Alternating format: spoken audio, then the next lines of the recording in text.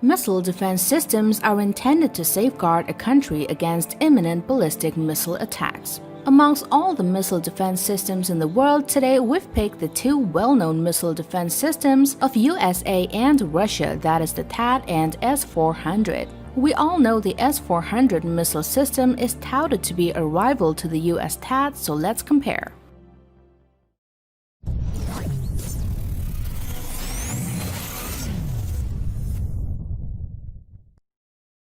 The US THAAD stands for Terminal High Altitude Area Defense, which is an anti-ballistic missile defense system designed to shoot down short to medium and intermediate-range ballistic missiles in their terminal phase by intercepting with a hit-to-kill approach. The S-400, also known as the SA-21 Growler, is an anti-aircraft weapon system developed in the 1990s by Russia's Almaz Central Design Bureau as an upgrade of the S-300 family. It has been in service with the Russian Armed Forces since 2007. Both are powerful missile systems which are unique in its own way.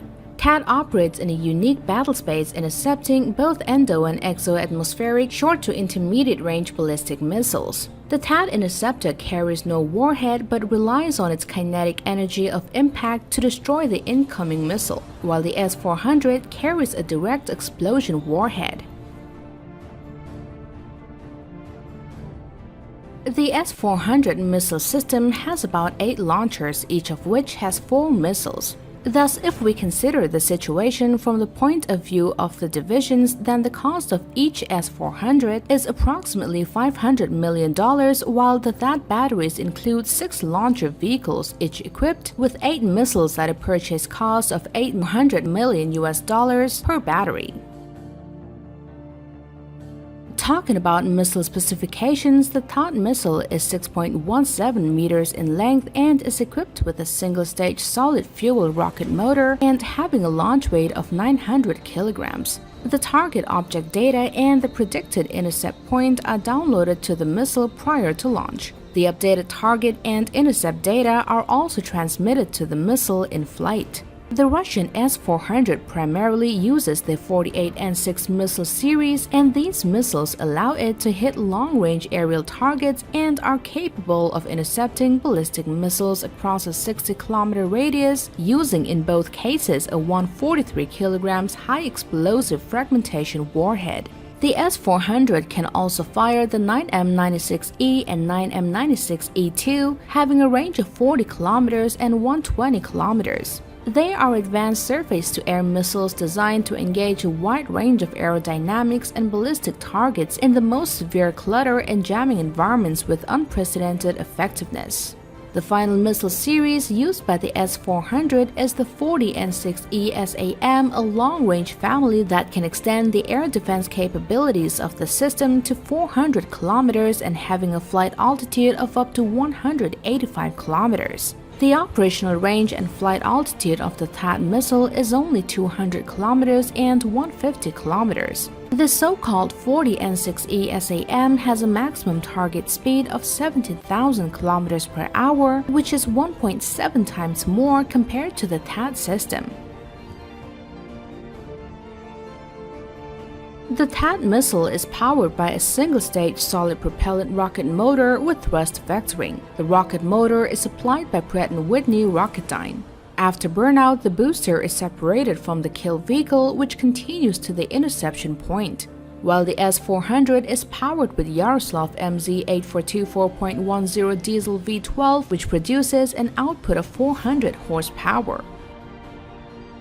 Now, coming to guidance system. The THAAD is guided with indium antimonide imaging infrared seeker head. The 40N6 missile of the S-400 missile system, on the other hand, has active radar homing and is typically used against airborne warning and control system, joint surveillance target attack radar system, EA-6B support jammers, and other high-value targets.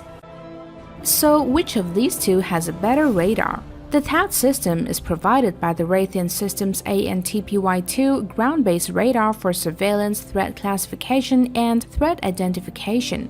THAAD can also be cued by military surveillance satellites such as Brilliant Eyes. The radar has the capability to acquire missile threats at ranges of up to 1,000 kilometers. while the fire control and target tracking radar of the S-400 is the 92N6E. The radar is based on the MZKT 7930 8x8 vehicle. The radar can detect and track aircraft, rotorcraft, cruise missiles, guided missiles, drones, and ballistic rockets within the distance of 600 kilometers. It can simultaneously track up to 300 targets. As for mobility, the THAAD launch unit vehicle is a modified Oshkosh Truck Corporation heavy expanded mobility tactical truck with a load handling system. It is a 12-meter long by 3.2-meter wide, while on the launcher lead-acid batteries provide the primary power. The batteries are recharged with a low-noise generator. While the trailer system of the S-400 Triumph is towed by the Russian truck 6x6 BAZ 6402-015, but the S-400 can also be mounted to the truck Almaz 5P90SE or the Almaz 5P90TMU. The S-400 trailer can also be towed by the MAZ 79100. Now let's look at combat experience.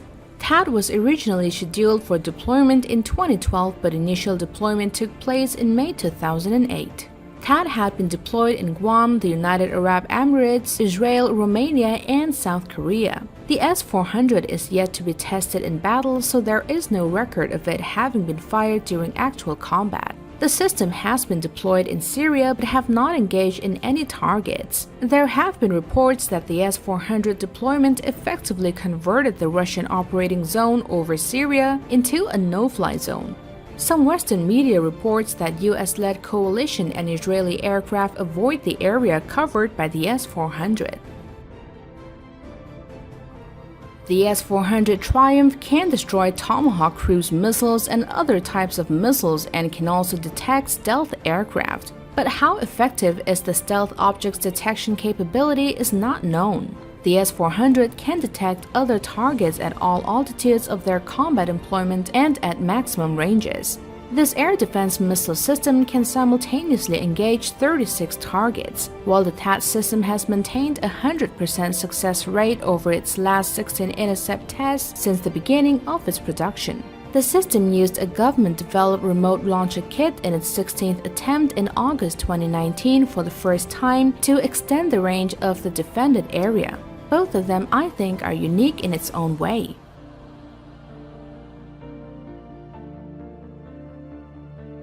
So what do you guys think? We'd like to hear your thoughts. Do comment down in the comment section below. And with this, we'd like to sign off for today. Until next time, bye-bye.